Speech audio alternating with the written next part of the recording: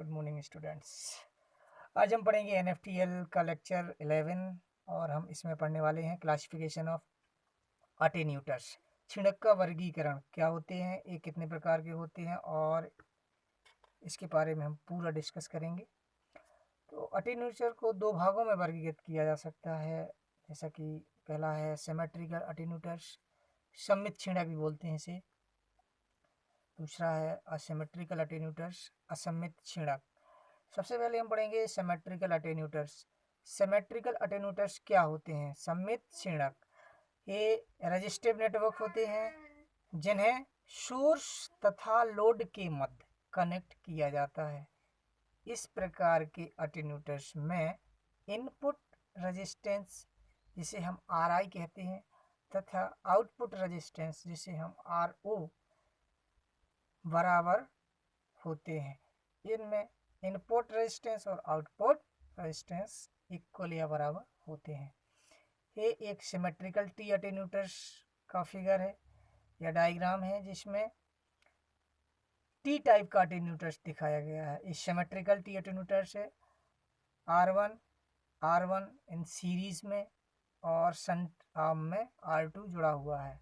RI input resistance है और RO output resistance है। इनमें RI और RO बराबर होते हैं, इक्वल होते हैं, इसीलिए इन्हें सिमेट्रिकल अटेन्यूटर्स बोला गया है। ये टी टाइप का अटेन्यूटर्स है, वो भी सिमेट्रिकल। अब देखते हैं इसमें एक पाई अटेन्यूटर्स, सिमेट्रिकल पाई अटेन्यूटर्स में इसमें सीरीज में R1 और शंट आर्म में R2 को कनेक्ट किया गया है। RI इनपुट रेजिस्टेंस और RO आउटपुट रेजिस्टेंस। इसमें भी RI is equal to RO क्योंकि ये सिमेट्रिकल पाई अटेन्यूटर्स है, तो ये पाई टाइप का सिमेट्रिकल अटेन्यूटर्स होगा क्योंकि ये डायग्राम पाई का है। अब इसी प्रकार से सिमेट्रिकल ब्रिज टी अटेन्यूटर्स का फिगर देखेंगे। इसमें R1 सीरीज आर्म में जुड़े हुए हैं और R2 शंट आर्म में। इसमें इनपुट और आउटपुट से लेकर एक RA कनेक्ट किया गया है। ये ब्रिज टी टाइप में सिमेट्रिकल ब्रिज टी टाइप का है। इसमें भी RI is equal to RO होता है।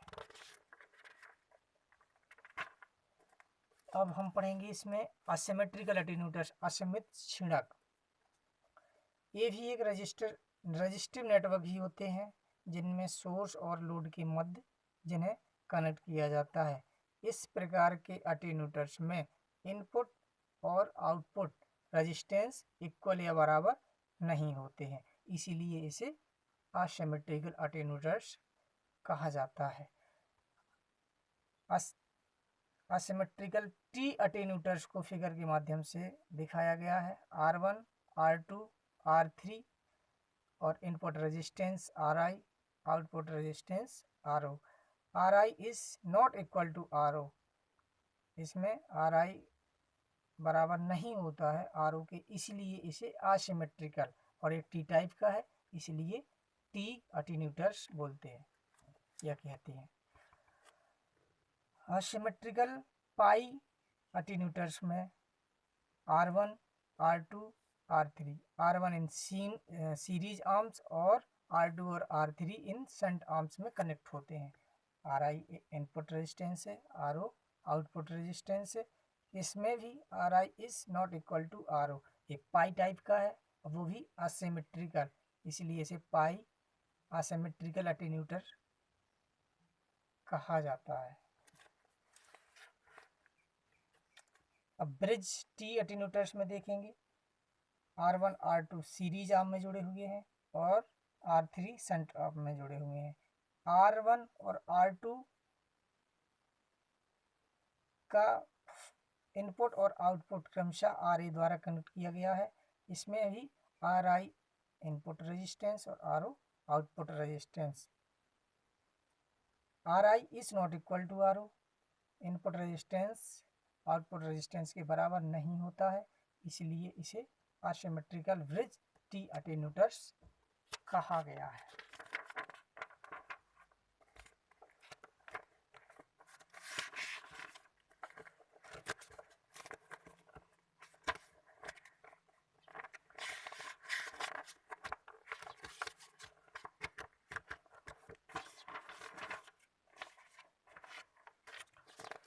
अटेन्यूटर्स के उपयोग या अनुप्रयोग, एप्लीकेशन ऑफ अटेन्यूटर्स। अटेन्यूटर्स के अनुप्रयोग क्या क्या हो सकते हैं?